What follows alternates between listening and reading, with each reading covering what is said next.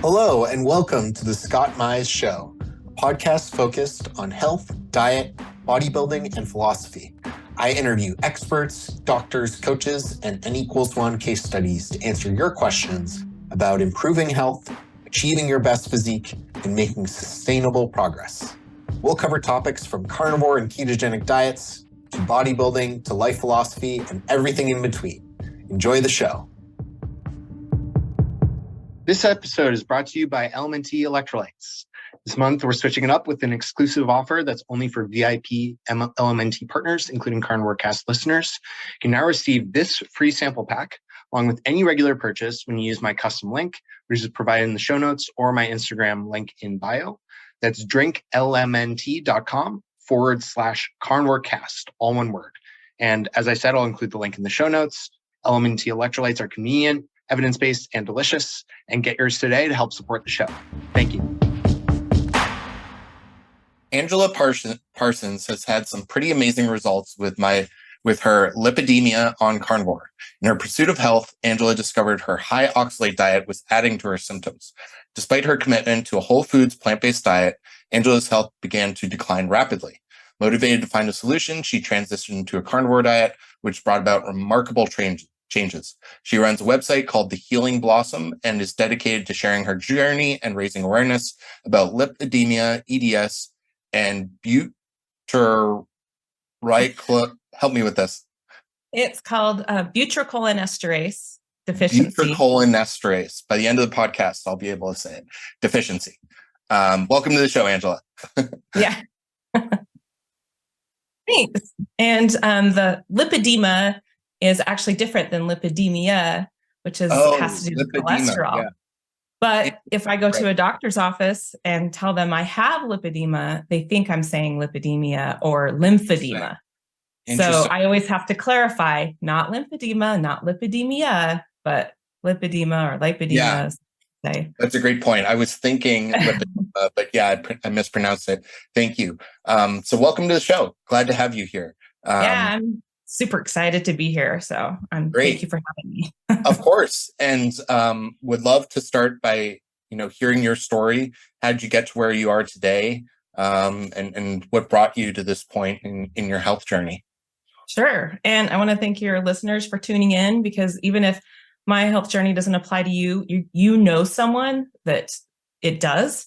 And I'm going to explain all of it and tell you why. And so if it doesn't help you, you're going to help someone else by knowing this information. So that's a great point. Yes. So yeah, my story starts out probably around age 10. Looking at photos, you can see I have fuller hips and thighs than my peers. And I've put that photo on my blog. It's very slight. But that's where the lipedema started. And I know I had fullness there for a while. I just don't have any photos and I don't remember exactly when. But my mom used to call me bubble butt. And I had step siblings that would call me fat, but I wasn't obese. I wasn't fat. Pretty skinny, actually, my arms and my upper body, but I just had that disproportion there. And then my health took a big nosedive around the time that we had gotten head lice and had multiple head lice treatments in a row, at least 4, plus the spray all over our couches and carpets and mattresses. And my health just tanked from there. Like, you're supposed to be in optimal health at age 12. And I was not. And I was sick and getting bronchitis. And I was falling down all the time. I was actually diagnosed with scoliosis, but the doctor never investigated why. And some of these issues are related to Ehlers-Danlos syndrome, which is a disorder that's actually thought to be rare, but it's not. There's a lot of people that struggle with it and are just never diagnosed. It's just the more severe cases get diagnosed. And I wasn't severe, but around this time I was definitely struggling. I started struggling in school. I think I had some ADHD issues going on, severe anxiety, selective mutism. I mean, I go through the entire day in junior high school and the only word that would come out of my mouth was, hi, just this little meek. And I couldn't hold a conversation. I just couldn't learn, and I was struggling. And then gym class, I was being yelled at all the time, to stop blocking my legs. And I just couldn't run, like everything hurt. And it was a struggle. And that was that way kind of on and off all through basically the rest of my life. And I can pinpoint the times when I would be exposed to Raid and Roundup and these things that would tank my health pretty severely. And to where in my 20s, I was using Roundup in the backyard and I developed a lipoma in my arm, and it was very painful. And the doctors kept saying, "Oh, they're not painful." I'm like, "No, it's painful." And I finally had it removed, but also at the time I was dealing with pretty severe fatigue and I couldn't even drive myself to work. And, I still worked, but I would have to have a ride, and I'd have to have a ride home because the hum of the road would put me to sleep and I could not stay awake. And so my doctor's like, "Well, maybe you have an infection, so we'll put you on antibiotics." And I was on antibiotics for months, and then my gut got destroyed. And then soon after that, I started kind of feeling better. And then my health started getting worse again. So kind of this up and down. And along with these ups and downs, my weight would go up and down. I'd gain 20, 30 pounds, and then I'd work really hard to get it off. But I'd go through these phases of severe fatigue, and then I'd be okay for a while, and just up and down, and no answers at all to my health. Today's podcast is sponsored by Nutrisense. That was the sound of the Nutrisense biosensor. With Nutrisense, I've learned some very interesting things about how my food and drink choices affect my body, but also how stress, sleep, and exercise can play a role. Your glucose levels can significantly impact how your body and mind feels and functions throughout the day. Nutrisense lets you analyze your glucose levels in real time in response to food, exercise, stress, and sleep. It's been fascinating to see my results and the result of my family members who have also signed up. One of my family members, who's pre-diabetic, is now clearly able to see when her blood glucose is getting out of control and draw immediate patterns to see how different foods, eating at different times a day, and even sleep quality / timing and stress directly affect her blood glucose. And she's now able to manage it very well with that information. Nutrisense includes 1 month of free board-certified nutritionist guidance and support where they'll help you interpret the data, promptly answer all your questions, provide suggestions based on your goals, and keep you accountable to your plan. To start decoding your body's messages and pave the way for a healthier life, visit nutrisense.com/ScottMys, that's SCOTTMYS, and get $30 off your first month and 1 month of board-certified nutritionist support. When they ask how you learned about Nutrisense, make sure to tell them it was the ScottMys podcast. That's nutrisense.com/ScottMys for $30 off your first month and 1 month of board-certified nutritionist support. But around 25, the pain got bad, and I would have these flares that would just radiate down my body from head to toe with pain in the neck and back. And sometimes it'd be so bad I'd have to leave work because I couldn't, my brain was not functioning, had all this brain fog, and never got diagnosed with anything. I went to a clinic with doctors, chiropractors, physical therapists, and I would go 3 days a week, and they prescribed me Somas, which is a muscle relaxer. And things did get better. But, after my insurance stopped paying, the next year it came back. The clinic was closed. I don't know what happened to them. And I just went from chiropractor to physical therapy trying to fix it. And it just would never get fixed. And I ended up drinking more because that fixed the pain. And so 3 days a week, or during the week, I go to the chiropractor. Weekends, I'd drink the beer because that's how I would get through life. Yeah. And, and then by my late 20s, everything just seemed to get worse. My health, my brain, everything. And I had so much anxiety. And I ended up doing this detox box by Dr. Hyman. And the only thing you eat is nasty brown rice protein shakes, salmon, and a little bit of brown rice and steamed vegetables. And you do that for a whole month. And it drastically changed how I felt, and I felt better. But it wasn't sustainable to me at all. Like I just couldn't wait to be done. But it gave me a lot of energy back that I hadn't felt since I was a kid. And I wanted to understand why. So I bought more of his books in which he promotes the plant-based diet. So, I bought cookbooks and everything, and there's nightshades and legumes, and, it's gluten-free and dairy-free. So I had kept out dairy and gluten at that point, and just would eat so many vegetables because I'm like, I'm going to heal my body and feel so good. But I didn't realize that, the terrible feelings like the fatigue and stuff that eventually came back, I didn't associate that with the healthy foods that I was eating. And so I ended up annually doing this detox to kind of give my body a reboot and kind of set back, 20 pounds that I gained through the year and, through this back and forth. And I read so many books on nutrition. I watched all those documentaries about plant-based diets, and I just wanted it to heal me. Yeah. And, with sticking to that detox diet, I could gain energy back and be working out. And I'm like, okay, I'm going to train for triathlons. My husband, or my boyfriend at the time, he was a cyclist and he'd do 100-mile bike rides, and he inspired me to really get fit. And I'm like, okay, I'm going to do this. So I got all the gear and I would train and train and train, and I would come in last place every time, but I just kept doing it. But it just got so painful. And I didn't understand. And I would go to the doctor and complain about not being able to lose weight. And it's just eat less calories, exercise more. And I was doing all the exercise. I don't even think I was eating enough calories. And and it's frustrating.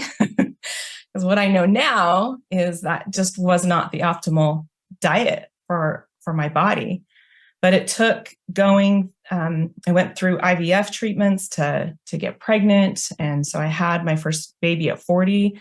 But during this time, I experienced massive swelling, but I thought it was all fat. Like, that one night we went for ice cream just blew me up.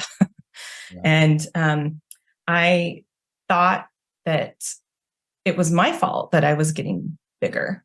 And I didn't understand, like I couldn't zip up my boots. I couldn't, none of my clothes fit. And this was happening before I got pregnant, just from the IVF drugs.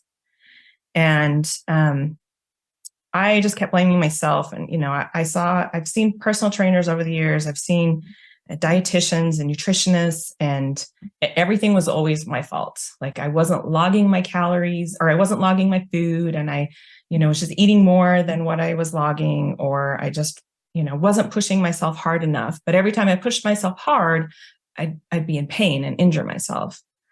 And so when I was postpartum, I was in so much pain. Like my arms ached like when you get the flu, and I had pretty severe brain fog, and I just couldn't remember a lot of things. And the joint pain was bad. I couldn't open the baby bottles. I couldn't unbuckle car seats. Like it was so bad. And I went to my doctor and I'm like, I'm in so much pain and I have so much fatigue, and I want to know what's wrong. And she's like, well, you're nursing, so it's postpartum hormones. And,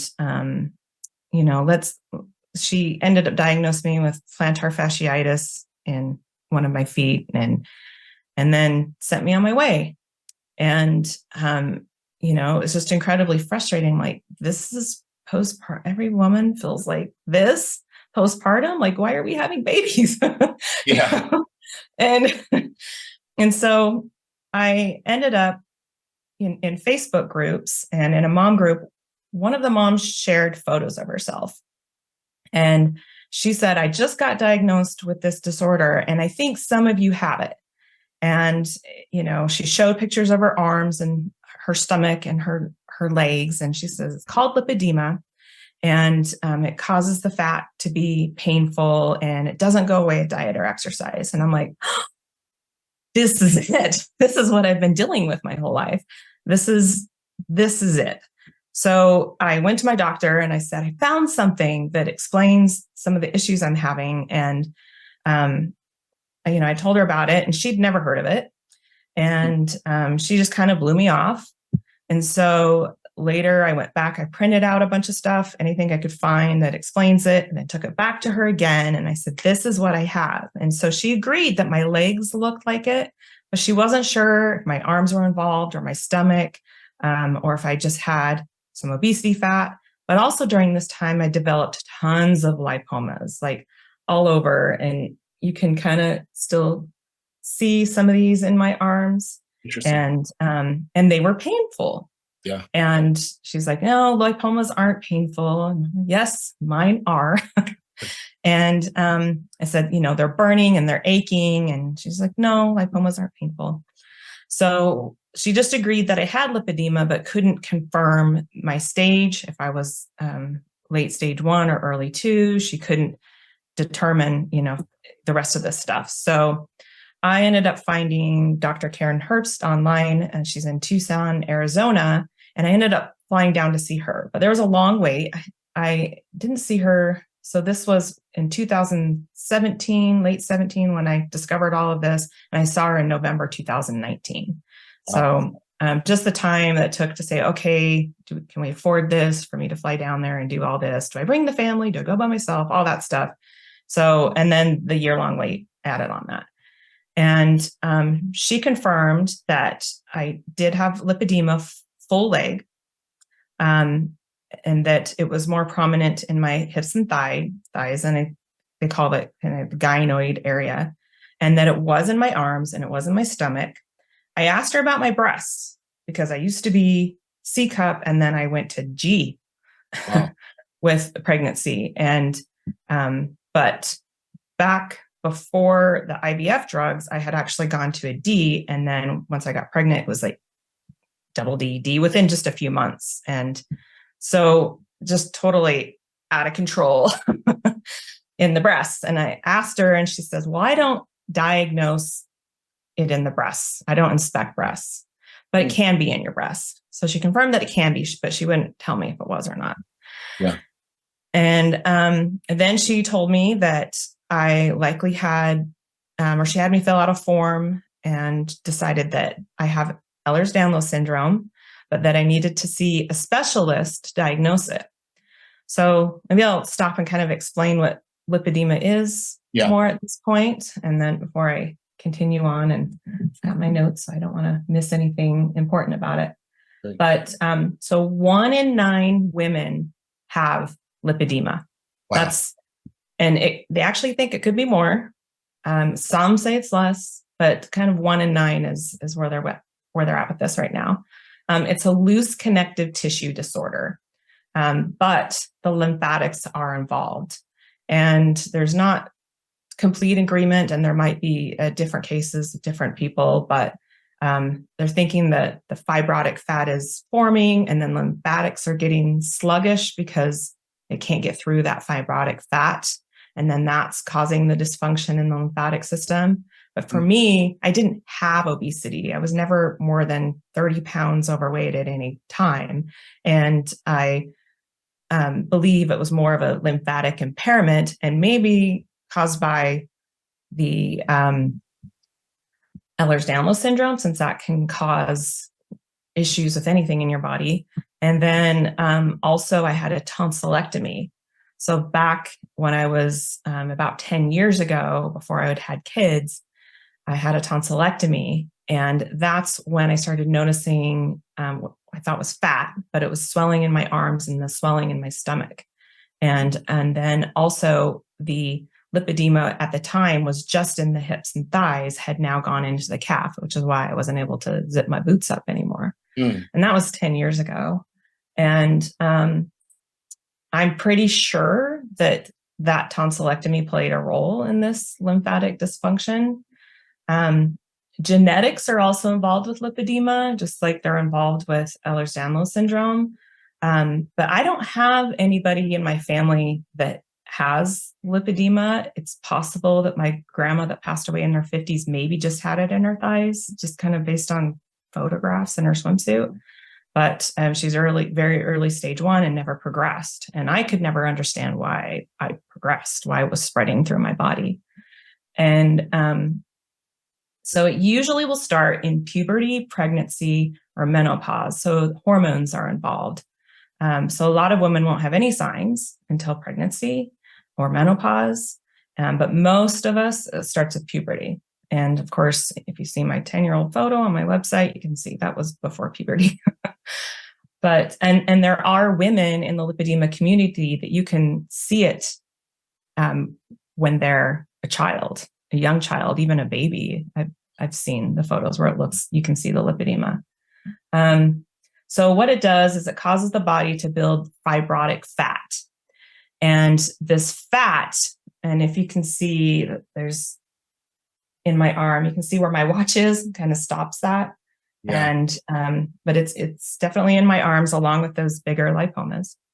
And the bigger lipomas, Dr. Herbst said, was multiple lipomatosis. So that's like in addition to the lipedema, which is not supposed to be painful, but mine are painful. And so on carnivore, they are not painful though. So that's one of the benefits of carnivore there. So it causes the irregular distribution of fat. So I explained earlier how you could see I was fuller in my hips and thighs. As I became a teenager, I was probably a size 6 in my upper body, and I was a size 12. And then when I would, do my 20, 30 pound gain of weight, I'd go into a 14. So most of my adult life, I was between 12 and 14 pants, and then 6 to 8 shirts. So it's that disproportion. So I couldn't really find dresses to fit unless they were nice and stretchy in the hips. Just because of that disproportion. So that's one of the signs, is this disproportionate fat. And then legs can feel heavy. So going up and down the stairs, running, the legs are just going to feel heavy. The fat can be painful. Not everyone has pain, and sometimes the pain comes in the later stages. But that aching feeling that I had when I was postpartum in my arms, that was the lipedema. And I've had the aching feeling in my calves, but that didn't come until last year. And then I've had a burning feeling as well. And then some women have like painful when you press on them, like if a cat or a dog or a kid jumps on their lap, it's kind of a jolting, shocking pain. I haven't really experienced that, but I did have pain to the touch when I had one of my surgeries that I'll explain too. It can be misdiagnosed, as I mentioned, the obesity or lymphedema, but you can also have lipedema with obesity and lymphedema. And so that can make it harder to diagnose. Also, the earlier stages where it just looks like cellulite can be harder to diagnose. But stage 1, the fat accumulates in the lower body, primarily in the hips, thighs, or buttocks, or you may have more just column heavy legs. And the accumulation of fat in the lower body becomes more prevalent in stage 2, and the areas become, more nodular and cobblestone-like, and patients experience increased sensitivity or discomfort. Then stage 3 is significant enlargement of the areas, and they become more fibrotic and hard, and mobility becomes impaired. And so there are women that become immobile because they don't know they have this disease. And, they're just being told to eat less, and eating less does not help. But so, there's a lot of women out there struggling, and there's a lot of women in the early stages that are very frustrated and, blaming themselves for the way their thighs look and doing everything possible to try and correct it. And it doesn't correct. So, some women may start with it in their arms. I've heard of a few people that's happened to. And then up until very recently, they thought it was progressive. So you start in stage 1, and as you get older, you progress. But they're saying, no, most women that have it will stay in stage 1 and will not progress at all. So it has to have a driver, and obesity is a driver. So, and then that lymphatic dysfunction is believed to be one. And then the hormones are also involved as well. So, and it's primarily in women. Men can get it, but it's very rare. And I believe the ones that have been diagnosed with it have some hypermobility and maybe EDS going on as well. Wow. So, and then we have, so is there maybe any other standard treatment for it other than like the recommendations you got to just lose weight and eat less? Yeah. So when you have lipedema, it's important to keep the fluid out of your legs and also to be mobile. And one of the ways you do that is to wear compression. Yeah. And and I've seen some early stage one women wear compression and do some of these conservative therapies that I'll explain, and their legs look great. So I know if I'd had known about it, then I could have used some of these therapies and maybe not been so frustrated with my with my body. Yeah. But so the compression, there's medical grade compression, and I just get mine on Amazon. But women who need custom fit, depending on this disproportion, and if they can't find sizing to fit with them on Amazon, they have to be specially measured for compression garments. And you pretty much need to be in them 12 hours a day, which kind of sucks with styling clothing with this hot compression. And, like for me, I should be wearing it on my arms, but it's very hot. And I've been accustomed or gotten accustomed to it in my legs, just not in my arms. But I do also wear like compression athletic leggings because I've had such great success on Carnivore. I don't have to be in medical compression all the time, and I can wear, like, my favorites are the Blanky hipster compression, as they give me the compression that I need. So if you're early stage, that's a good way to help with that. It also helps with proprioception. So I mentioned when I was in junior high and in gym class, I was falling down a lot, especially when we're out running and rolling my ankle. And that has to do with EDS and just that communication from brain to muscle in the body. And the compression leggings help with that proprioception. So that's got multiple uses. So, hope leggings never go out of style because they work really well for me. Yeah. There's also manual lymphatic drainage, which you have to see a massage therapist that's been certified in MLD, and it's a very, very light massage. And, they do things in a certain way to get that lymphatic fluid flowing. Yeah. There's vibration plates, and this is especially good for women who are not mobile. I did lose my mobility for a couple of years, and I would just go sit on my vibration plate to help get that lymphatic fluid pumping because I couldn't walk. And then there's also swimming. So just walking around in the pool or doing water aerobics is excellent. The water acts like a natural compression. And, for women who may struggle with their legs, there's swim leggings out there, and other swimsuits that, help us maybe feel more confident in the pool. There's also, diet is a big thing, and there's a lot of debate about what diet works for lipedema. The RAD diet is recommended. There's a book that was written by my doctor and some other people that recommend the RAD diet, but that would not work for me. And what is the RAD diet? Is it like low salt or something? It's an anti-inflammatory diet, so there's no red meat, and like chicken and fish, and I believe now they recommend it be low carb. I don't believe it doesn't have gluten. I don't remember exactly. I just knew it's like, okay, been there, done that. It didn't work.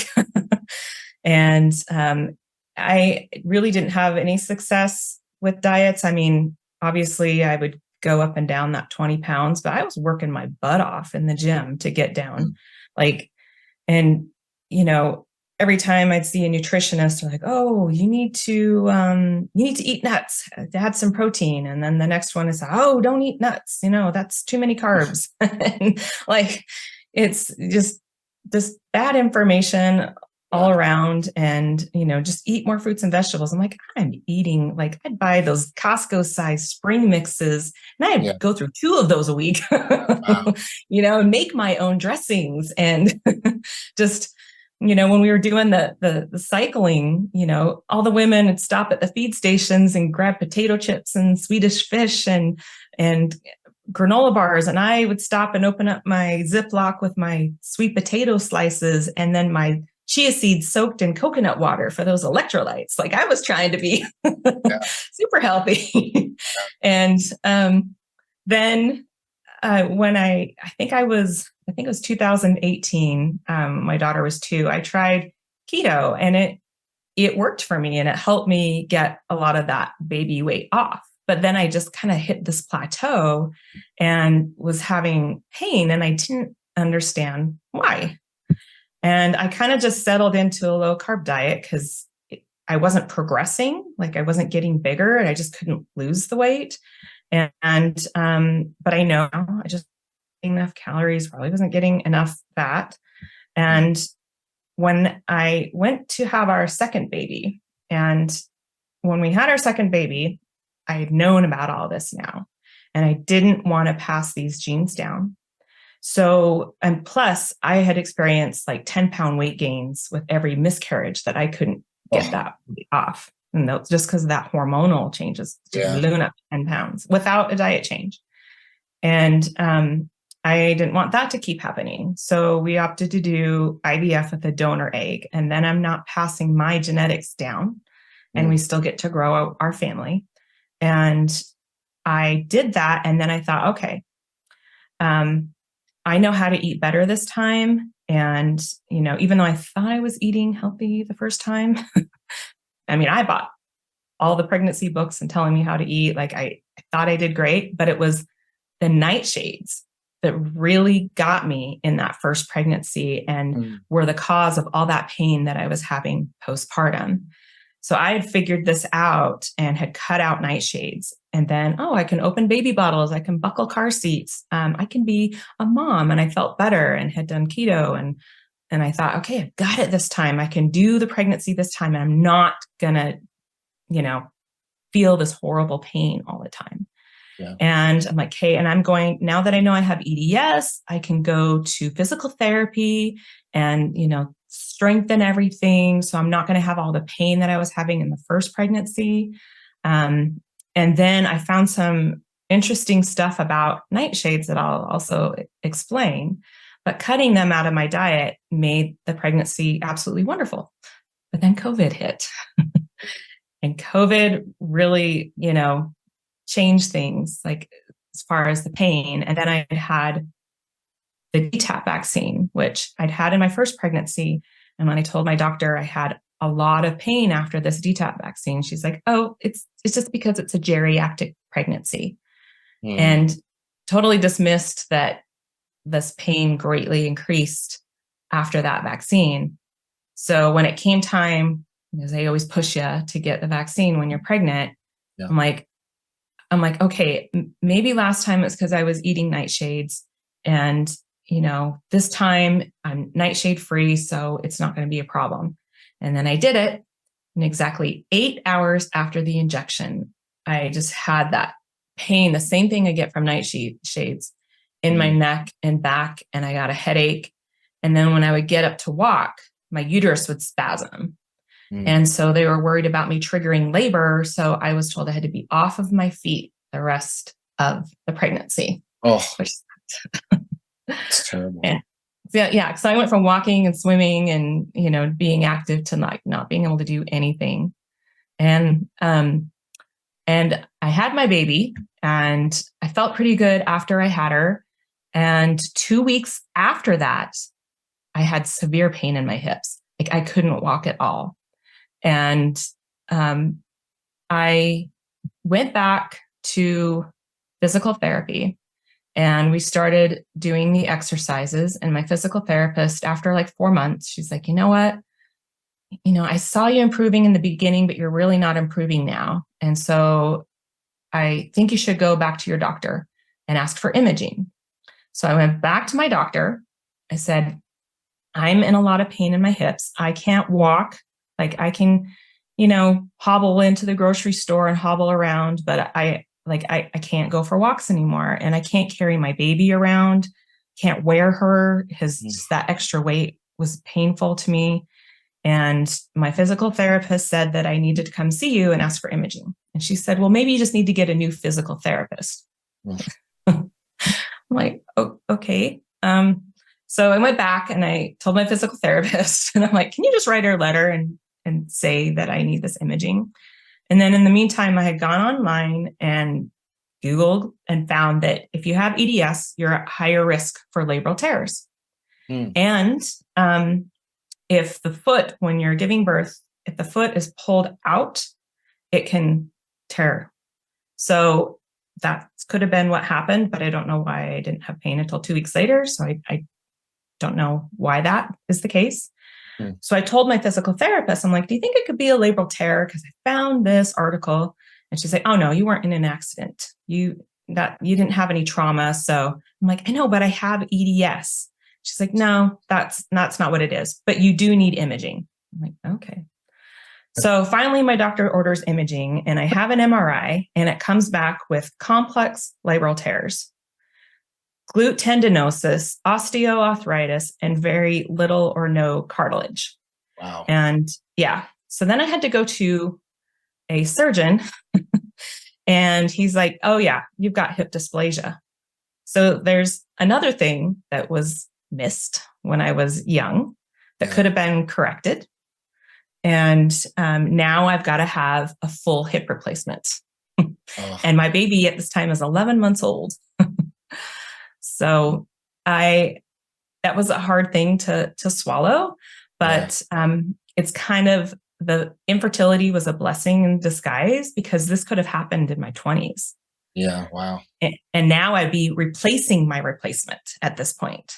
So I'm glad that I had infertility now, and I'm dealing with this at this age, because then in the future, so I think you can only have 2 replacements. So so we did that, and my recovery was a lot harder than the average person for a hip replacement. And part of that, I think, is the EDS and the hip dysplasia. And I also have found, I did metal allergy testing and found that I'm allergic to nickel and cobalt and another metal. And so they had to change the way they normally do the replacements, because they couldn't use any glues because they all had nickel. And so it made recovery really hard. But I still, once I started walking, I still had tons of pain, and I was going to physical therapy, and I wasn't getting better. The replacement hurt, and the side it hadn't been replaced hurt. The doctor had not taken the right side yet, because there still was some cartilage. And, but I was in pain. So, I had my handicap pass, and I couldn't go for walks. And, my kids wanted to go to Disneyland. So I got through Disneyland on like 1,600 milligrams of ibuprofen. Wow. And taking a 4-hour nap during the middle of the day. But, I just couldn't figure it out, because it's like, I'm eating these salads. I don't go out to eat because of this Nightshade thing. And I'll explain why. I'm like so strict with my food, and I was so frustrated. Like I got to the point where I'm like, I just need to die, because my kids need a better mom. My husband needs a better wife. I just felt like I was this 90-year-old lady, and, just somebody that people can just stop by and say hi every once in a while, because I can't go out and do anything. And so then I found toxic superfoods and a YouTube video with Sally, and I had this long list of symptoms, like hypercalcemia, my DHEA was really high, my testosterone was really high, my parathyroid is normal, my I'd had gout, I had tennis elbow, all my joints hurt. And watching Sally's video, I'm like, that's me. And I had to buy the book. And I'm like, okay, I've been poisoning myself for years with oxalates. And I'm poisoning my kids too. And put them on low oxalate. I just took out oxalates and went carnivore. And because when I was eating some of the oxalates, I actually didn't feel good and felt better, just full carnivore. And yes, I had to go through oxalate dumps, but I dropped like 15 pounds rapidly. Wow. And then the weight's been pretty slow after that, but I'm pretty much left with the lipedema. But even my lipedema areas are changing. And this was shocking to me because so for example, my favorite pair of jeans, like torrid bombshell flares, because they fit those curves. I was in an 18 in January. By February, I dropped to a 16. And then May, I was in a 14. Wow. And then in September, I went to go try them on. And I'm like, my legs are just too tight and just a little bit too tight in the hips, but they fit in the waist because the 14s are a little too loose in my waist. But I'm like, just go back to the 14. Then I was showing my friend, like, look at my legs. They look so much better than they used to look. And then I'm like, wait a second, they even look better than they did a month ago. So I run back out to Torrid, put on the 12s. I'm like, oh, they fit perfectly. Nice. So now I'm in a 12, which is great. And then I'm like, I wonder if I could buy some tall boots that would fit again, because I haven't been able to wear regular tall boots. I'd have to get wide calf or extra wide calf to fit into tall boots. And I ordered a pair and they fit. I was like, wow. And I was 20 pounds less 10 years ago when those boots wouldn't fit. So that just goes to show that I'm getting this fluid out. Yeah. And one of the other things that I got is a pneumatic compression pump, which they usually insurance companies will usually pay for it if you have lymphedema, but it's a little bit harder to get one for lipedema. But when I had this replacement, it's been swollen for 2 years. So I have a picture up on my website that shows, you can see that swollen side. And they finally approved a lymphatic pump this year. But the one they approved is the basic pump, and it doesn't cover the hips or the stomach or the breasts or anything. And it just is arms and legs. And I noticed that it was making the hip worse because it was pumping fluid up and then it's just getting stagnant where that hip replacement is and making that more tight and painful and losing some mobility in there. And so they said, well, you really need a Flexi Touch. This is Tactile Medical explaining that they have a lymphatic pump that works a lot differently than other lymphatic pumps. And it kind of goes up in rings up your leg to help push the lymphatic fluid. It covers the torso. And that's really what I needed, but my insurance wouldn't pay for it. And so I had to fight that a bit. And I think it was actually showing the picture of my big one hip where it's possibly is lymphedema in there. I haven't actually been diagnosed with that, but once they saw that picture, then I was able to get that pump, and that's made a big difference as well. And if I'd had a pump like that, 10 years ago, I probably would not have needed to throw away my favorite pair of tall boots. And the lymphatic pump is a good tool to have if you can get one. Rebounding is a great exercise to do as well. I like leaps and rebounds. And then there's also Bellicon, which is a lot more expensive, but they're great rebounders to just lightly bounce on. Like you don't have to do the jumping jacks and exercises, although you can if you're mobile, but if you're not, it's just that light jumping that can help with lipedema to get that lymphatic fluid pumping. And then dry skin brushing has been promoted as helpful. And then you can also learn to do lymphatic drainage on yourself, which is something that I want to learn and understand. And I've been trying to understand the lymphatic system in general. And I've been learning about neurolymphatics. And because Dr. Herbst found that a lot of women with lipedema have fibromyalgia-like pain. And I haven't been given an answer by any doctor of what a lot of this pain is. I know it's triggered by nightshades, but what's happening in like fibromyalgia is the lymphatic system is either congested or it's going backwards.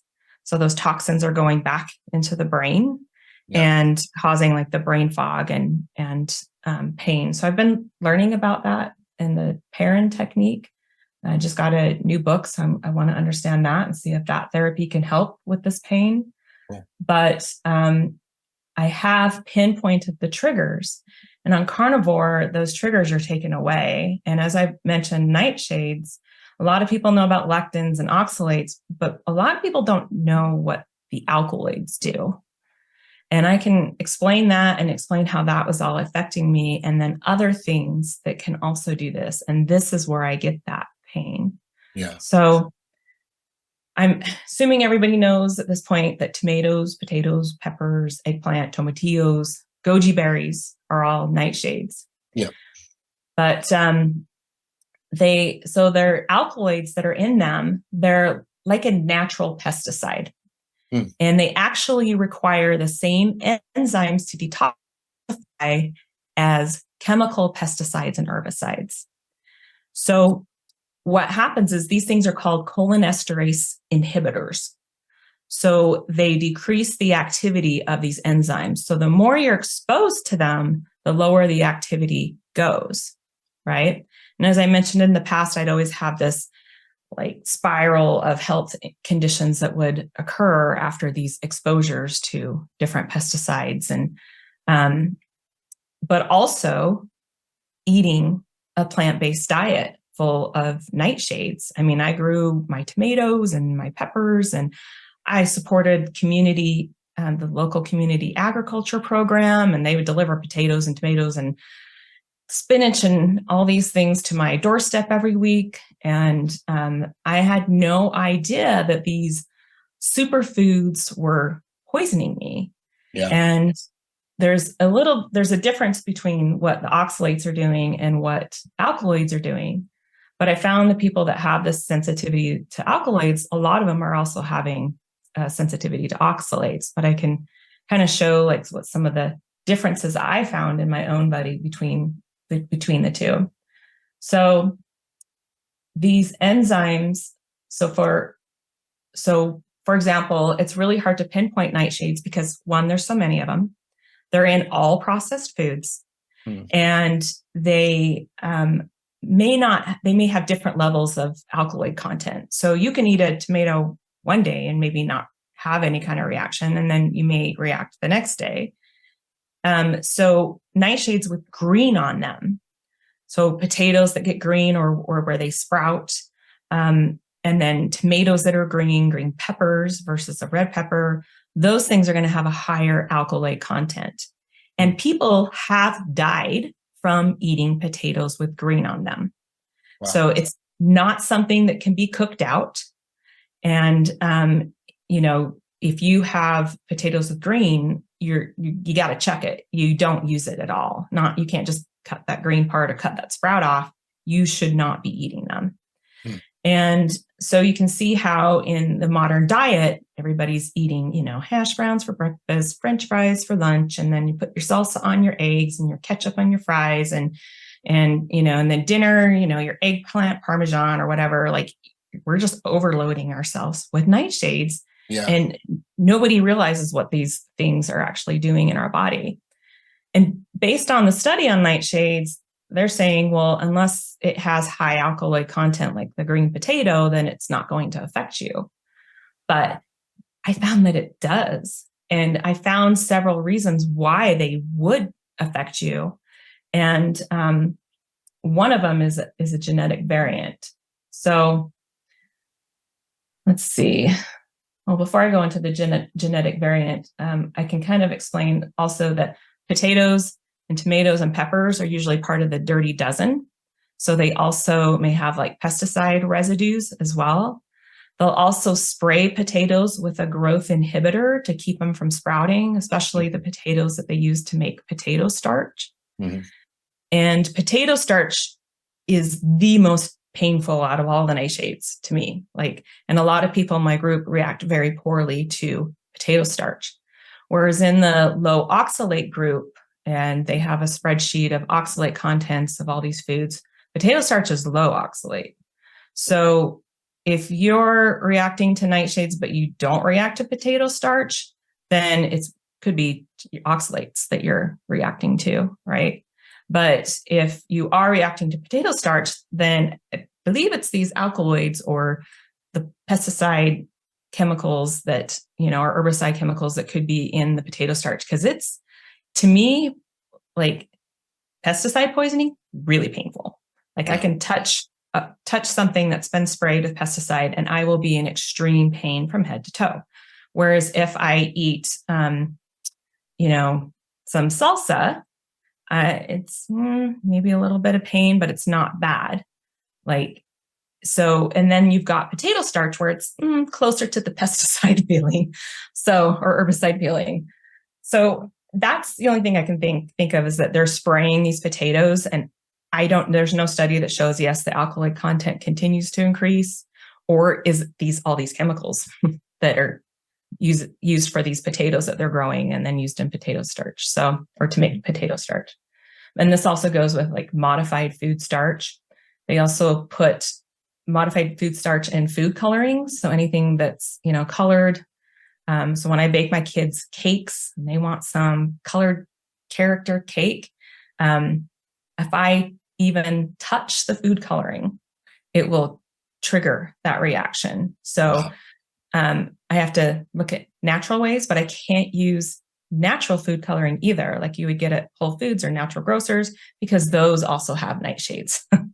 They're also putting potato in those. Or they can even use nightshades for coloring, like herbal teas. They may use paprika to make it peachy colored, or there's also sodas they'll put paprika in. So paprika is used for coloring in a lot of different things. And yes, I do react to paprika. The level of reaction kind of changes. I never know if it's going to be really mild or if it's going to be a little bit stronger. Either way, I don't like it. And so I just avoid those foods. And that's one of the reasons why I haven't eaten out in several years, except for a few places that make me safe food that I can eat. But so another way of contamination from these nightshades that I just found a study that was done recently. It just came out this year.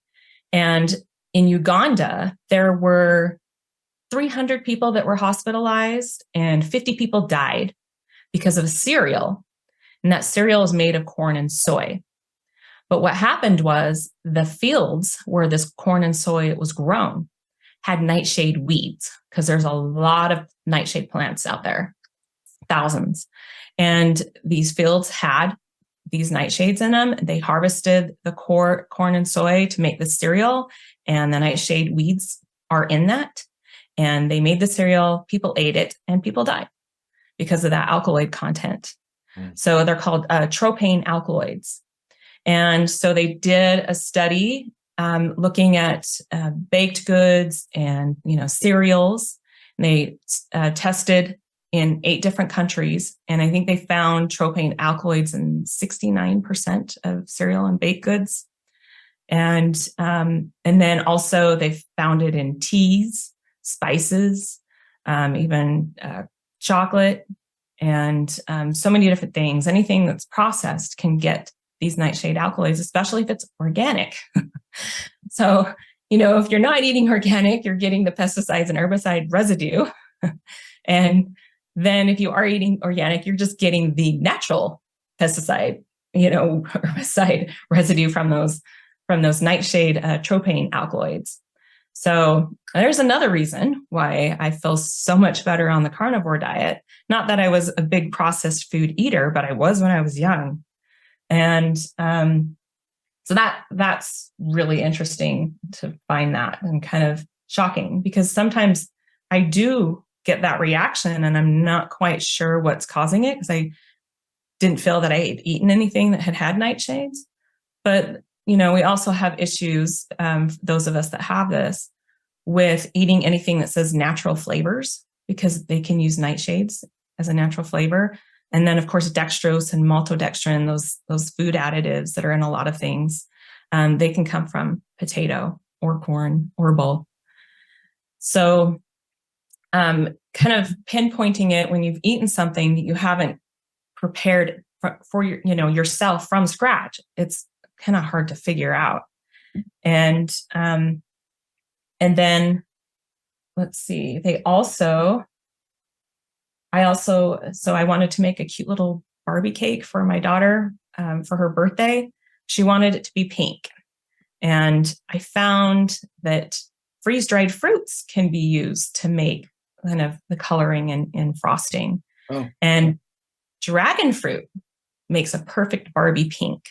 So we tried it, but I didn't know that dragon fruit has those alkaloids too. So it's like, forget. It's like I need to get away from it. Yeah. It's like I need to Google before I eat anything for the first time and make sure it's not going to trigger that. So then let's see. So the genetic variant, and I want to explain that because before I started IVF, I was told that when we did our genetic testing to make sure we wouldn't pass down any diseases, the only thing it came back positive for is pseudocholine esterase deficiency. And what they said was, it's not an issue. It doesn't affect you unless you have certain types of anesthesia. So if you have surgery, just let the anesthesiologist know that you have this and they know what to do. So at that time, I was like, oh, okay. And I Googled it and that's all I could find on it. Just page after page after page of this issue with anesthesia. But I found in one of the lipedema groups, one of the women had uploaded her ancestry DNA to Prometheus, the site where you can just upload your genetic data. And the first thing that came up was atypical Bucci. And I'm like, I've never heard of that before. And when I clicked to find more information, and it took me into Snippedia, it talks about the anesthesia piece, but it also said that it causes a problem with the nightshade alkaloids and pesticides and herbicides and sarin gas. And I'm like, oh, nightshades, that's it. That's why I'm getting so sick from nightshades. Yeah. Wow. So Bucci is a kind of another name instead of saying the butyrocholine esterase, because I know it took me a long time to be able to remember what it was called, because I would go to the doctor and I'm like, I couldn't even remember. They did call it was originally called the pseudocholine esterase because pseudocholine, meaning that they thought that this enzyme didn't do anything. And then people were dying in surgery, and then they needed to figure out why. And that's where this piece with anesthesia is well studied. The rest of this stuff isn't studied, but stuff I had to figure out, and also had started a group on Facebook to find other people with this genetic variant, or find people that had figured out a sensitivity to nightshades, which I think is the most difficult sensitivity to figure out. But let's see. So the anesthesia has to do with choline esters. So not all anesthesias, just specific ones. And I actually have somebody in my group that said they had surgery and woke up in the morgue, which is frightening. Yeah. Because they're supposed to know, right? They're supposed to know about this. And even if you don't know you have the genetic variant for it and you just go in and have surgery, they are supposed to know the signs of somebody that has this, and they're supposed to put you on breathing treatments to keep you alive while your body processes that anesthesia. Yeah. And she ended up in the morgue. That's crazy. I couldn't even imagine that happening. Terrifying. Yeah, so it's a big thing. So Bucci, it's a scavenger. Okay, it's an enzyme, not a digestive enzyme. It's an enzyme produced in the liver, and it's coded by that BCHE gene. So we just call it Bucci. And what it does is it protects the brains from the toxins. So the alkaloids and nightshades, the pesticides and herbicides. And that's one of the roles that it has. And they've known that, but they've never done a study on nightshades and butyrylcholinesterase. I wish they would. But in the group, I also found that not everybody who's reacting to nightshades has this gene variant. And I found that you can have an acquired butyrylcholinesterase deficiency. So there are a lot of different things that can cause it. And I found protein malnutrition, pregnancy hormones, birth control, liver disease, kidney disease. There's a lot of different drugs, certain cancers, severe burns, too many alkaloids, and inflammation can all decrease the activity of this enzyme. So what's happening when this enzyme's too low, okay, it protects acetylcholinesterase. And acetylcholinesterase breaks down the neurotransmitter acetylcholine. So when those enzymes are too low, acetylcholine is going to build up, okay? And this buildup can also cause some of the other neurotransmitters to get out of balance. And you're going to have the number one symptom in our group is anxiety. So not everybody gets the pain like I do, but anxiety is common among all of us. And the next thing's probably poor sleep or insomnia, which is pretty common. And then you can also have like muscle spasms and muscle tightness. So when I get nightshades, the pain, just my neck tenses up. Oh, all this hurts. And I get the spasms in my back. And then if you remember when I had the DTaP vaccine, I was getting those spasms in my uterus. And then there's an increase of pain. So if I have plantar fasciitis, then when I get that flare of this pain from these things, then all the pain is amplified. So where the plantar fasciitis was mild and wasn't bothering me, now it hurts. Okay. And everything hurts. And so some people in my group have autoimmune diseases as well, and they're experiencing a lot of this kind of stuff. And then, so what the cholinesterase inhibitors are doing then is they're blocking that proper communication between brain and muscle. And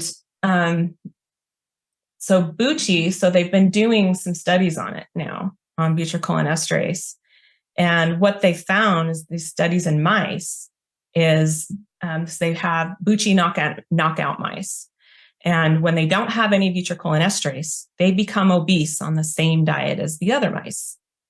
And what they found was that Bucci actually breaks down ghrelin. So if your Bucci's too low, acetylcholine's going too high and ghrelin's going too high. And one of the things that when I was plant-based, I was super hungry all the time. And I know I had ADHD that was undiagnosed, but I could not focus on my work for nothing. So I would buy Vega protein powder, chocolate flavored, and I had a shaker cup in my desk, and I'd get some cold water and shake it up. And I'd sit and drink this like all day long to keep my brain, to help my brain focus. Yeah. I was making it worse because pea protein is also a cholinesterase inhibitor. Yeah.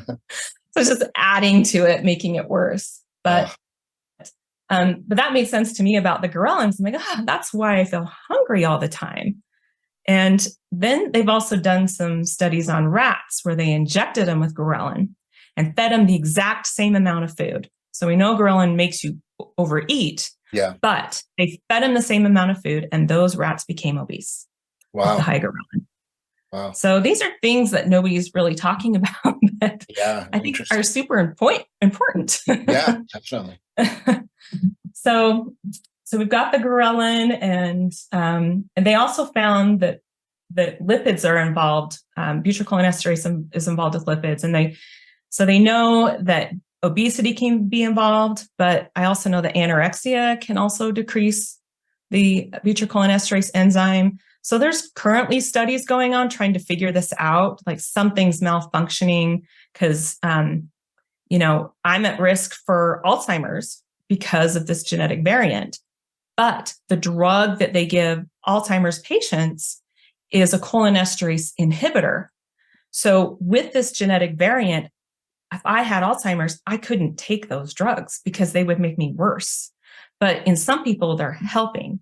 So they don't know exactly why this is, other than I've seen that these toxins that are going back up into the brain from the lymphatic system, these doctors that are investigating Alzheimer's, they think that's what's causing it, right?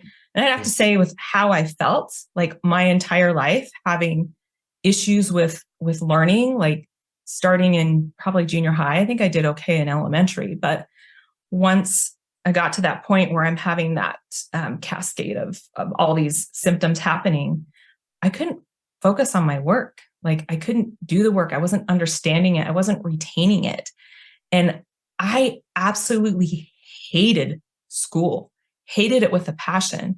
And I got through and I graduated, all those D's in gym class, still got through, but I didn't go to college because I was afraid of spending that money and that time and not being able to retain information. And I just went right into the corporate world and, just made a place there. But I stayed in the same job for a long time because I was afraid to try and find something else and not be able to do it. Like I just had all this fear of not being able to remember things.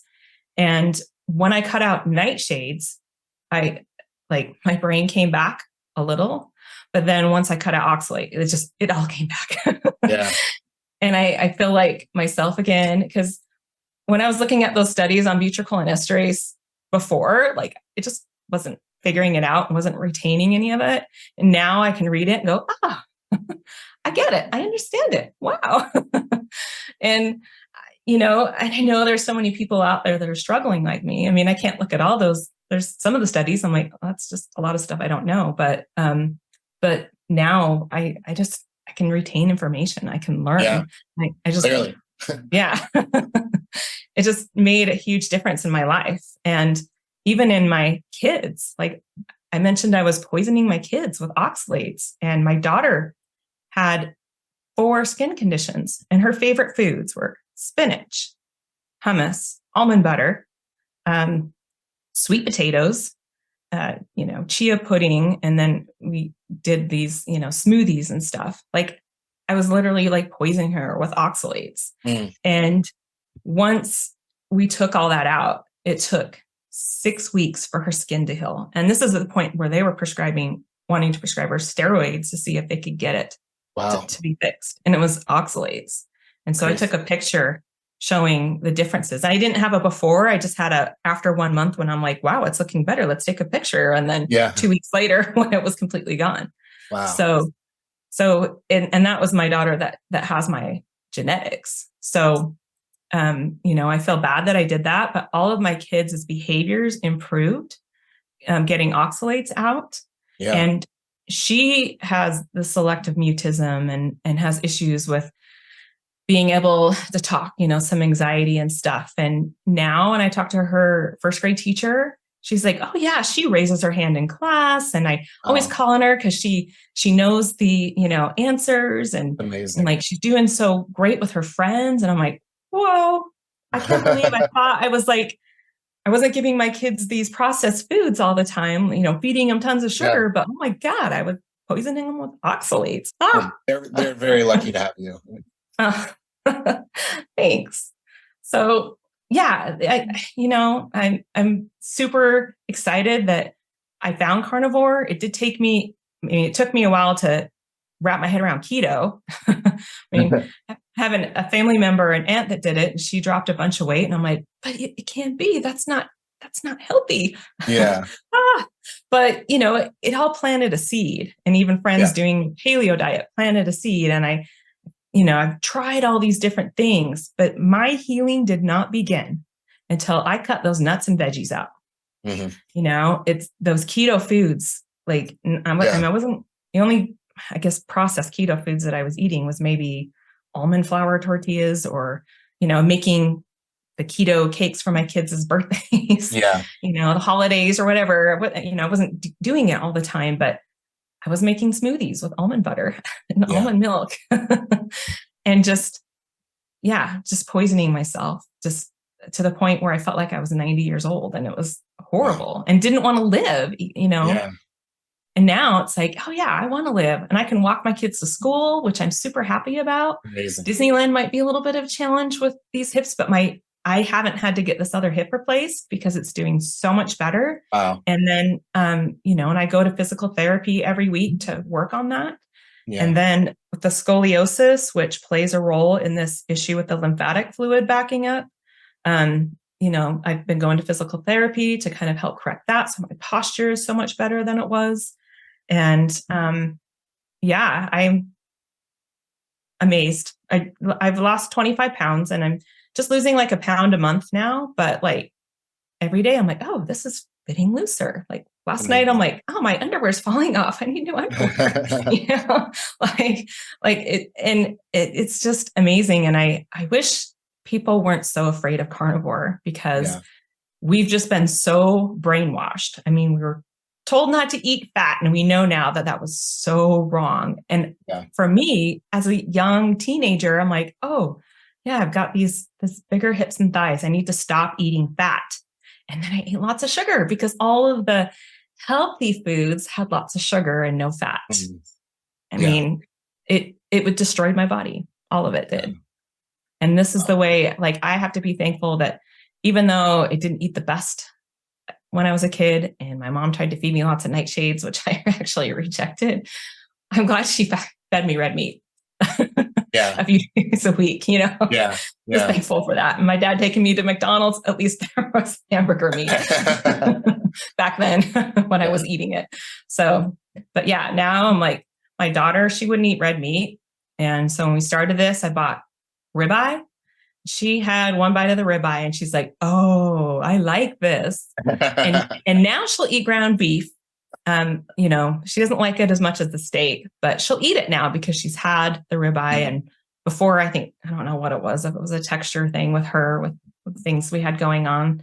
But I have to cut a hamburger patty up into strips and we call them steak fries. But she doesn't use ketchup or anything. She'll just eat the meat. And it's amazing to see that change in our kids that we can make. And in Halloween, I let them pick like 5 of their favorite pieces and encourage them not to get the really, red sugary stuff. Got them to eat the more higher oxalate chocolate stuff. But I think I kind of feel a little bit better about that than the sugary dyed stuff. But we just put it all back in the bowl and handed it back out. And we do the switch witch. And so they get a toy. And I actually didn't even have to buy Halloween candy because we had all the candy from Valentine's, Easter, parades, and I just put it all in a Ziploc bag. And unless it was chocolate, I didn't, because chocolate can go bad, but the rest of that stuff doesn't go bad. So I had a big old bin full of candy that my kids could have eaten had I let them. But looking at it, I'm like, wow, I saved my kids from eating all of this stuff. And when they bring home these candies or go to the parades, I'm like, oh, here's $5. Give me your candy. Now you can go over to the craft fair and buy something. And then they get excited about that, or they get excited about a new doll and a new book instead of eating all that candy every day. So that's amazing. So there's just so many things we can do.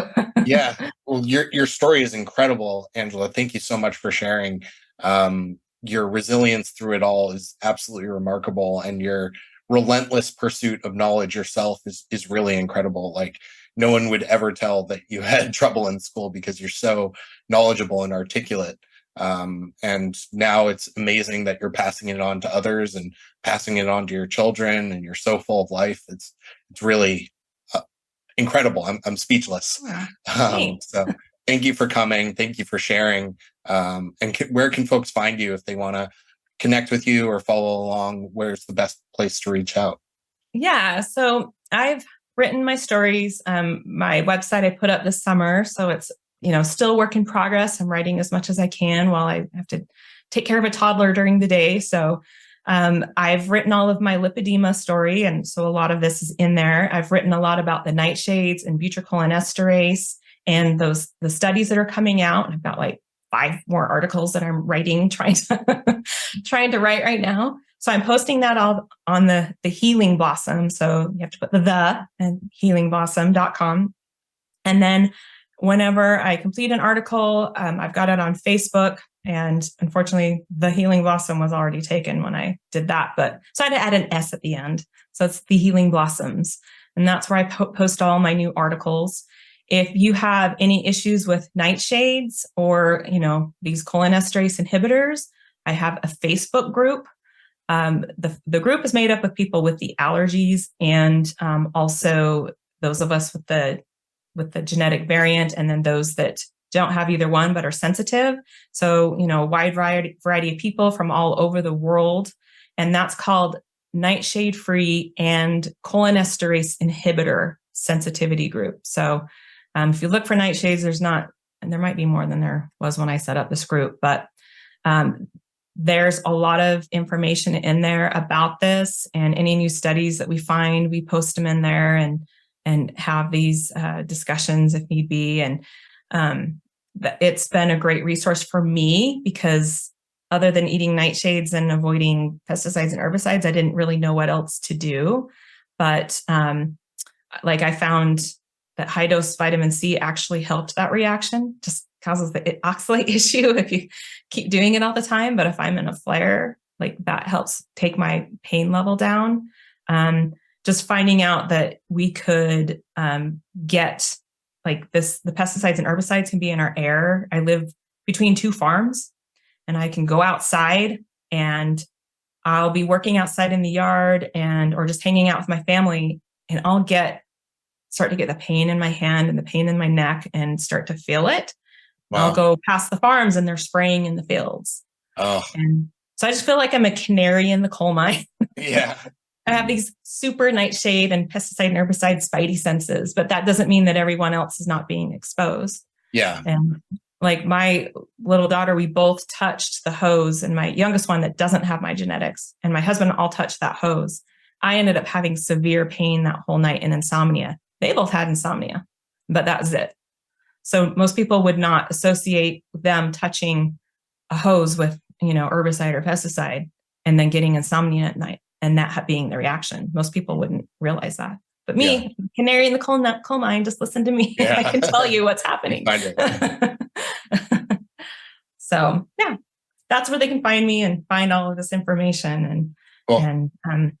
And anything I find, I try to share, and then I try to elaborate and post these articles. So excellent.